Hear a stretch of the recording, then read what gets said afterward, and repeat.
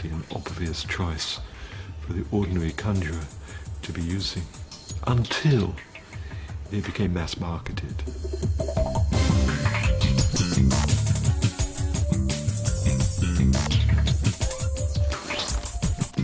This is 53 different symbols that everybody recognizes in a very tight little container that slips into my pocket.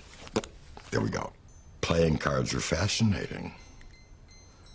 Fortunes have been won and lost. Loves have come and gone on the turn of a single card. There's a mystery and enchantment to playing cards in and of themselves. To be honest, the greatest thing about cards is that they're readily available to a young magician who, in his sort of early teens, wants to be able to do magic tricks. Everyone has a pack of cards at home, and so you can go and start learning tricks instantly without having to go and spend lots of money at magic shops. People can associate with them, and they know that what you're doing is actually based on your ability or your sleight of hand rather than on a trick prop. The playing cards became an important tool of magic in lots of sort of different routes. First of all, they were universally known. Worldwide, they were known. And they were known as a gambling device. This association with gambling made cards so disreputable that the church tried to ban them, and card magicians were often confused with card sharps. And no identity was more obscure than that of the greatest card cheat of them all. The Expert at the Card Table was written in 1902 by a man called S.W. Erdnase. It's a unique book and is generally regarded to be one of the most important books on magic and also card cheating. As far as one can tell, no one has ever existed with the name Erdnase. It doesn't take much detective work to realise that if you read the name backwards, it spells out E.S. Andrews. So a lot of people have assumed that somebody by that name, or at least with the surname Andrews, was the author of this mysterious book. It's not surprising if you're writing a book that explains how you cheat at cards that you might want to keep your identity secret. There have been all sorts of theories about who this mysterious Mr. Andrews was. One of the most prevalent theories is that he was a Mr. Milton Franklin Andrews, who was around at the turn of the century, the early 1900s, who was well known as being a card cheat at the time. However, there have been a lot of other theories, and if I'm totally honest, I'm not entirely convinced when one looks more carefully at the evidence about Milton Franklin Andrews. The truth is that nobody actually knows who wrote the book, and it may well be that he never wanted anyone to find out who he was, and we'll never know. Erdnase in his book talks about dealing from the bottom of the pack and says that this is one of the most important moves that any card cheat needs to be able to master. Of course, the difficulty is that whenever the cards are cut, as they are in any game, then those cards that were on the bottom end up in the middle of the pack. And for that reason, people have worked out ways of dealing not from the bottom, but rather from the middle of the pack of cards. So just to show you what I mean, supposing one of those aces is in the middle of the pack, and in fact let's put another one of the aces in somewhere else as well. We could do this, in fact let's do it with all of the aces like this, so they go in different parts of the pack like this. I hope that you can see that they really are randomly spaced out in different parts of the middle of the pack. It is, however, possible to control more or less where those go and to keep a fairly good idea of where they are, so that when the cards are dealt out, for instance, if there are 5 players, when I deal a card to myself, I'm actually not dealing a card from the top of the pack, I'm dealing a card from deep within the middle of the pack. So it's possible to do this even with one hand like this. You actually then deal to yourself all 4 of those aces. Most of the card cheating that would have gone on, and that I'm sure does still go on, would happen in private games. Now obviously if you're going to control the card, you need to be able to control it even when the cards are shuffled. And there are lots of different ways by which cards are shuffled. Obviously people in casual games will sort of generally shuffle the cards in this sort of a manner.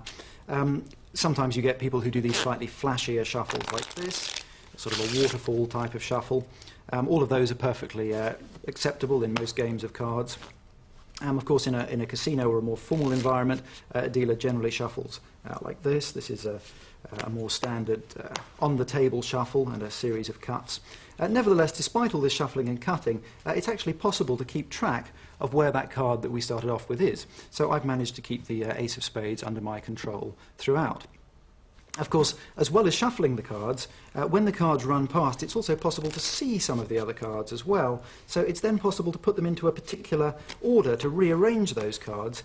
Just to show you what I mean, if I stop that halfway through, you'll see here the way the cards are interwoven together. It's not a perfect shuffle, they don't alternate exactly, but they nevertheless are in a particular order. And the advantage of putting them in a particular order is it will enable me to keep control not only of the ace of spades that I've got here, but if I spread the cards out, also the 2, 3, 4, 5, in fact all of the spades, all the hearts, all the clubs and all of the diamonds, every one of those cards in perfect order.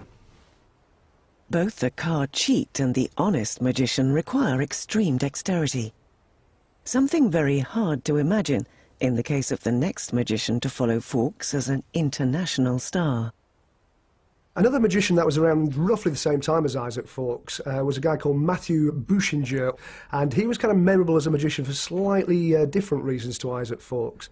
The thing that stands out about Matthew is that he didn't have any arms and he didn't have any legs. And that kind of makes you stand out in a crowd. He was 29 inches high. According to records, he had what can best be described as flippers. And with it, he managed to be amazingly dexterous. Even though he didn't have fingers, he could do sleight of hand magic. The kind of mind boggles. And he was great at drawing as well. He used to make these portraits made out of tiny letters. On one particular occasion, he spends 15 months drawing a picture in which he includes, I think it's the Lord's Prayer, in the hairstyle. I don't even know how that would work. I don't even know what kind of brain that would say that, here's a good idea. I'm going to draw someone, and in the curls of their hair, I shall insert the Lord's Prayer. As far as magic is concerned, he learns to do magic. He does coin tricks and card tricks, and very famously does the cups and balls trick. Like Fawkes, the little man performed in taverns and private parties. These enclosed spaces allowed magicians to control their environment. It is known that he had a bit of an entourage with him, so, you know, maybe you get this picture of him kind of sat on a table, all 29 inches of him, and lots of people underneath operating contraptions. Who knows? He produces not only balls, but he also produces small hens, livestock from under his cups. It's very impressive. It wasn't just your standard freak. He actually got invited to perform at sort of royal banquets, noblemen's houses, and he is basically, you know, a toast of society. People are drawn to the strange and the unusual. And I think that that was a big plus for Matthew. The little man was astonishing because even without hands, he still excelled at the other fundamental magician skill, sleight of hand. When you think about a magician, you think about him pulling a coin from behind the ear. Well, that's sleight of hand. A very basic thing would be to hide something in your hand. You take your hand and you hide something using the muscles to hold it in position in a non-obvious way. Bad magicians are really obvious because they sort of walk up to you and they go, hello, and they have their hands in this sort of weird position that makes you look like you've got sort of arthritis or something like that, and so strange, you know, trying to look natural.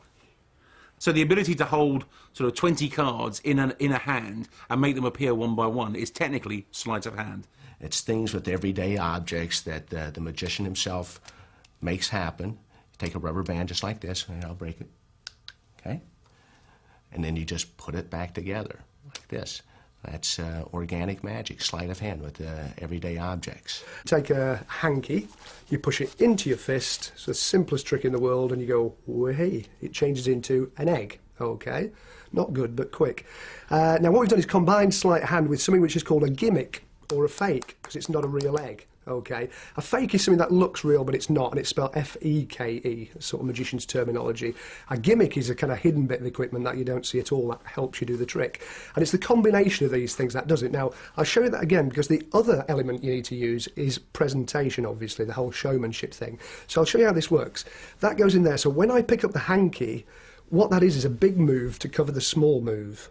Okay, now so that pushes in there. Also, you're showing that hand empty, also good psychologically. You push it inside the fist, but obviously into the egg, so you're combining sleight of hand with the fake, and then you show it's changed into an egg. Now, obviously, you keep the hole to the back, that's the important thing. That's actually a fake as well, because that whole explanation was kind of a gimmick to help me get away with this, which was misdirection, making you think it was a plastic egg, when in fact, it's a real one. That's misdirection.